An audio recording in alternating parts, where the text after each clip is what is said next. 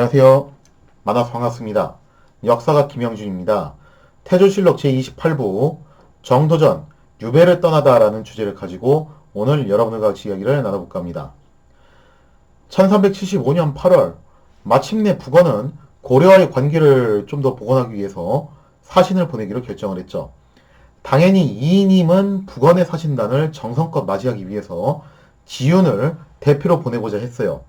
그런데 여기서 문제가 또 발생을 했다는 거죠. 지난번에도 자신이 하는 일에 딴지를 걸었던 신진 관료들이 이번에도 또 반대를 표명하고 나섰다는 거예요. 그리고 그들 중 가장 대표주자는 지난번에 박상춘과 함께 명예 사신을 파견해야 된다라고 강력하게 주장했던 정도전이 이번에 총대를 메고서 나서기 시작했다는 겁니다. 자, 바야흐로 이제 정도전이 역사 무대에 본격적으로 모습을 드러내는 순간이라고 볼 수가 있는데요.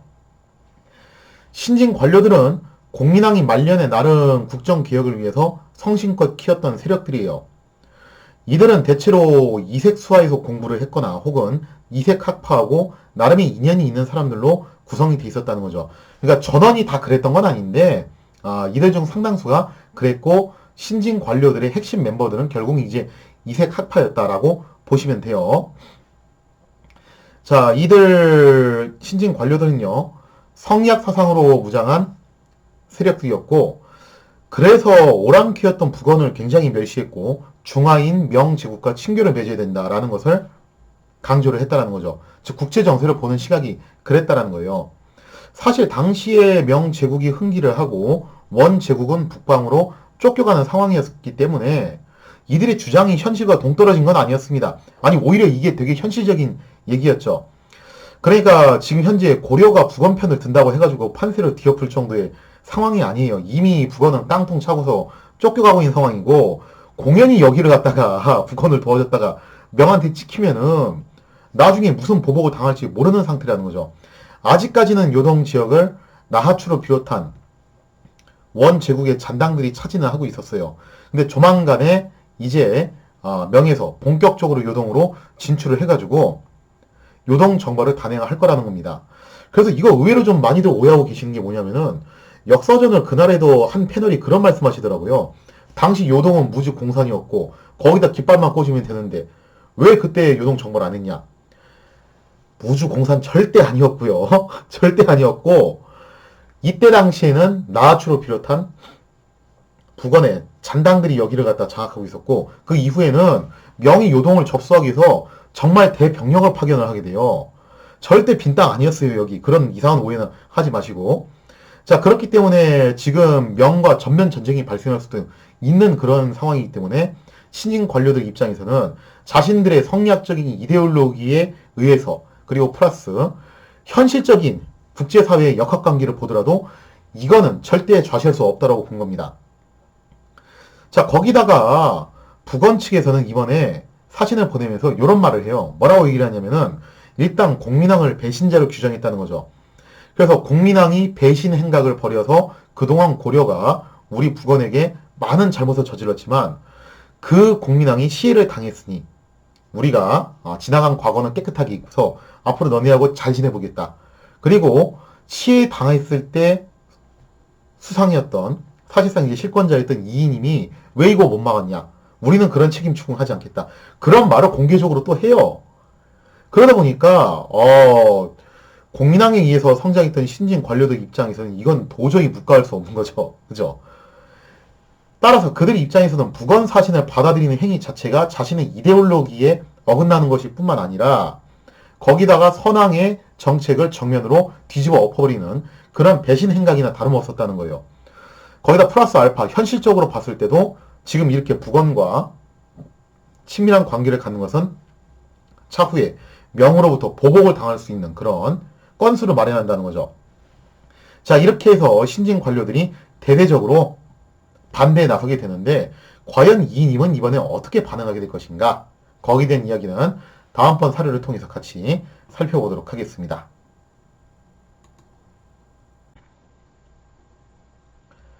자, 북원의 사신이 온다는 소식에 신진 관료들은 난리가 났습니다. 그래서 김구용, 이승인, 정도전, 권근 많이 들어오신 이름이죠. 그죠? 이런 사람들이 함께 힘을 합쳐가지고 집단으로 상소를 올려가지고 북원의 사신을 받지 말 것을 강력히 주장을 했다라는 거죠.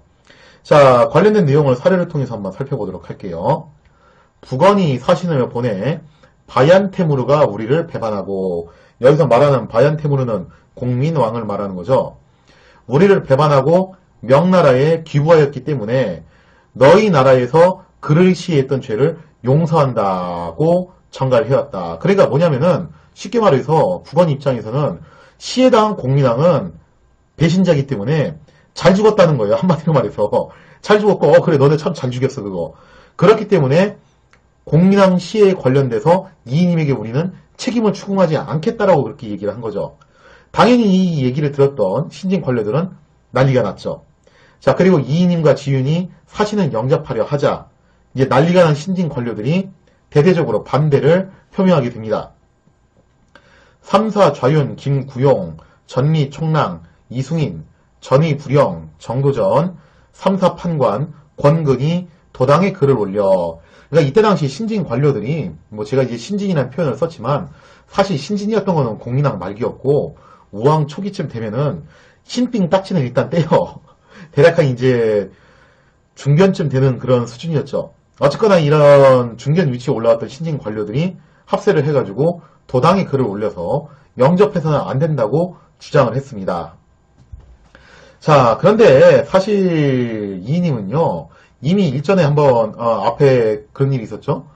명예사신을 안 보내려고 했었는데 명예사신을 무조건 보내야 된다라고 밀어붙이는 바람에 그때 박상춘과 정도전이 그렇게 덤벼드는 바람에 얼떨결에 명예사신을 한번 보냈단 말이에요. 그리고 나중에 이제 김희의 종자를 잘 후대해줬던 것이 덜미가 잡히면서 안사기를 할 수 없이 제거하는 그런 지경까지 가게 됐어요. 그러니까 이 두 사건으로 인해서 가뜩이나 이인임은 심기가 불편한 상황이었는데 이번에도 신진 관료들이 바락바락 덤벼드니까 마침내 이인임의 인내심이 무너지게 됩니다. 이번만큼은 양보할 수 없다라고 생각을 한 거예요. 자, 그래서 이인임이 어떻게 행동을 하냐? 이렇게 행동을 해요. 그러나 이인임과 경복흥은 그 건의문을 각하해버리고 정도전으로 하여금 원나라의 사신을 영접하게 하였다라고 돼 있죠. 자, 이인임이 일단 상큼하게, 속된 말로 상큼하게 상소를 씹어버려요. 그리고 난 다음에 되게 재밌는 행동을 하는데 정도전으로 하여금 원나라의 사신을 영접하게 했다는 거죠. 자, 이게 왜 재밌는 행동이냐? 일반적으로 막강한 권력을 장악한 권신들은 이렇게 자기한테 도전하는 세력이 나오잖아요. 그러면 무조건 강경한 입장을 보여서 정적들을 공포와 힘으로 제압하려는 그런 성향이 있다라는 거죠. 그런데 확실히 이인임은 고단수였어요. 이인임은 신진 관료들을 힘으로 제압하는 대신에 교묘한 방법을 써가지고 그들을 궁지로 몰아넣었다는 거죠. 그 교묘한 방법이 무엇이었냐? 이인임은 자신의 친원 정책을 가장 강력하게 반발했던 정도전을 일부러 콕 집어가지고 북원 사신의 영접을 담당하게 했다는 거예요. 정말 이거 절묘수거든요. 야, 진짜 아무리 정도전이 반대 의견을 표명했다 하더라도 아니 국가에서 정도전에게 사신 영접 업무를 맡기는데 까놓고 말해서 집까짓게 그거 안 하고 배기겠냐 이거죠. 어쩔 수 없이 등 떠밀려서라도 이 일을 해야 된다는 거예요. 그럴 경우에 정도전이 북원의 사신을 영접하는 순간 북원과 더 이상 교류를 하면 안 됩니다라고 반대를 했던 신진 관료들의 명분은 완전히 타격을 받을 수밖에 없다는 거죠. 자, 이인임은 이렇게 고도의 정치수를 발휘해서 순식간에 신진 관료들을 궁지로 몰아넣는데 성공을 했다는 거죠. 자, 그렇다면 과연 정도전은 어떤 선택을 하게 될 것인가? 거기에 대한 이야기는 다음 사례를 통해서 같이 살펴보도록 하겠습니다.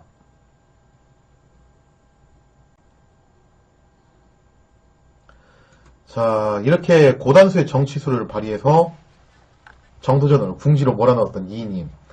근데 사실 이인임이 간과한 게 한 가지 있었어요. 그게 뭐였냐?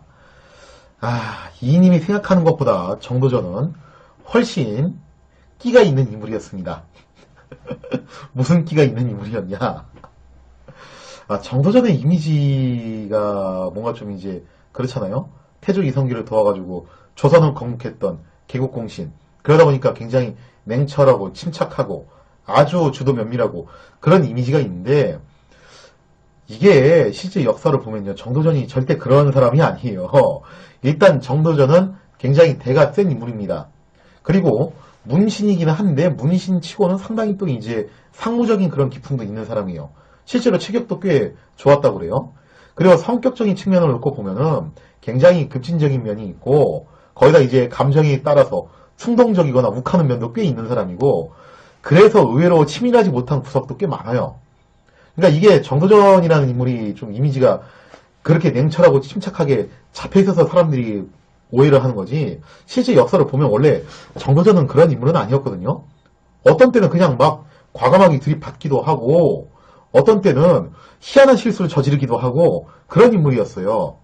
자, 아무튼 이렇게 끼가 있었던 정도전, 자신에게 북원의 사신을 영접하라는 명령이 떨어지자 정도전은 자리를 박차고 그 길로 나가서 시중이었던 경복궁의 집을 찾아가게 됩니다.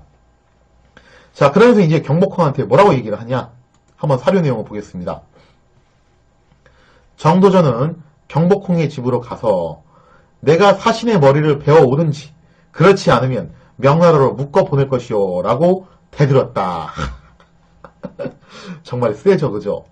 그러니까 이 정도전이 그 길로 시중의 집을 찾아와가지고 뭐라고 얘기를 하냐면은, 만약에 나에게 북원의 사실을 접대하는 일을 맡기게 된다면은 나는 북원 사신의 머리를 베어버리겠다고 아주 악을 바락바락 쓰면서 대들기 시작했다는 거예요. 경복궁은 본래 강직하면서도 소탈한 인물이었습니다. 비록 이인님하고 정식적으로는 같은 친원 노선이긴 했지만 적어도 이인님처럼 그렇게 부패한 인물은 아니었어요. 그러니까 경복궁은 최영하고 좀 비슷한 과였는데 이인님의 부정행위는 못마땅하게 생각하면서도 일단은 국정의 안정을 위해서 이인님을 지지를 한 수밖에 없다. 그런 식으로 이제 노선을 잡고 있었던 인물이 경복궁이었다는 거죠. 아마 이제 정도전 딴에는 그렇게 생각을 했던 것 같아요. 그래도 이인님보다는 경복궁이 말이 통할 것 같아가지고 경복궁을 찾아간 건데, 하여튼 정도전은 그 특유의 막가파 기질과 끼 때문에 시중 경복궁에게 공손하게 말하지 못하면서 아주 박박 대드는 그런 모양새를 보였다는 거죠. 자, 정도전의 불순한 태도에 경복궁은 경노했고, 그러면서 이렇게 얘기를 해요. 경복궁이 노해 그런 식으로 생각한다면 기미와 무엇이 다른가?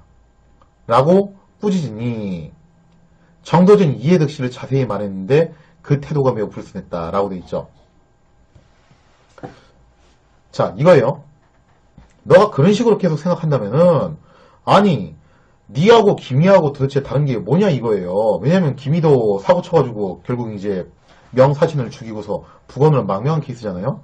근데 정도전이 북원 사신의 목을 쳐가지고 명으로 보내겠다고 그런 식으로 이제 강경하게 얘기를 하는데, 그러면 너하고 기미하고 다른 게 도대체 뭐가 있냐 이거죠. 자, 근데 여기서 중요한 게 뭐냐면 정도전이 무조건 이렇게 감정적인 말만 한 게 아니라 사실은 나름 논리적으로 이해득실도 얘기를 했어요. 우리가 왜 명과 친하게 지내야 되고 북원을 멀리해야 되는가, 거기에 대한 이야기를 안 한 건 아니에요. 근데 문제가 뭐냐면은 아무리 이인님이 실세고 경복궁이 허세라고는 해도 경복궁은 명색이 국가 최고위인 시중이었습니다. 그런데 4분간에 불과했던 정도전이 시중인 경복궁에게 찾아가가지고 막가파식으로 나오니까 경복궁 입장에서는 이거 불쾌할 만도 하죠. 그래서 정도전이 논리적으로 이해득실을 설명 안 한 건 아니었는데 그런 게 다 묻혀버린 거예요. 정도전의 그런 오만불선한 태도 때문에. 자, 이 때문에 정도전은 그야말로 괘씸죄에 걸려서 경복궁에게 아주 단단히 지키게 됩니다. 자, 근데 정도전의 거침없는 행보는 여기서 그치지 않아요. 정도전은 경복궁에게 말이 안 먹히니까 곧바로 어디로 가냐면 태우전으로 찾아가서 거기서 또 이제 들이받기 시작했다는 거죠. 정말 이런 거 보면 좌충우돌이죠, 그죠? 그러니까 치밀한 거하고 좀 거리가 있다니까, 이 사람이. 하여튼 정도전이 이렇게 절차와 서열을 뛰어넘고 설치는 바람에 결국 이제 경복궁은 완전히 화가 나가지고 어느 정도로 화가 났냐? 그 이하 내용을 보면요. 자, 또한 태우에게도 사신을 받지 말아야 한다고 건의하자 경복궁이 더욱 노예에 이인임과 함께 정모를 보지 않으니, 그러니까 파업을 할 정도로, 재상들이 파업을 할 정도로 정도전에 대해서 완전히 화가 났다는 거예요. 결국 왕이 정도전을 회진현으로 유배를 보냈다라고 돼 있죠. 물론 이때 왕은 우왕이죠. 우왕 즉위 초기 나이가 어릴 때였기 때문에 사실 이거 누가 한 거냐면 이인임이 한 거죠. 정도전에 과감하다 못해서 무모한 행동으로 인해서 그나마 말이 통할 거라고 생각했던 경복궁까지 완전히 돌아서 버립니다. 그리고 이인임은 이 광경을 지켜보면서 속으로 미소를 지었을 거예요. 드디어 때가 무르익었구나. 자, 그래서 이인임이 이 여세를 몰아서 신진 관료들의 기세를 제압할 목적으로 정도전을 회진현으로 유배를 보내게 됩니다. 회진현은 오늘날 전라남도 나주 일대예요. 결국 이번 북원사신 영접 사건에서 신진 관료들은 본전도 못 찾은 채 핵심 인물이었던 정도전만 유배를 떠나는 뼈아픈 타격을 받게 됐다는 거죠. 자, 결국 이제 정도전의 운명은 앞으로 어떻게 될 것인가? 거기에 대한 이야기는 다음 사례를 통해서 같이 살펴보도록 하겠습니다.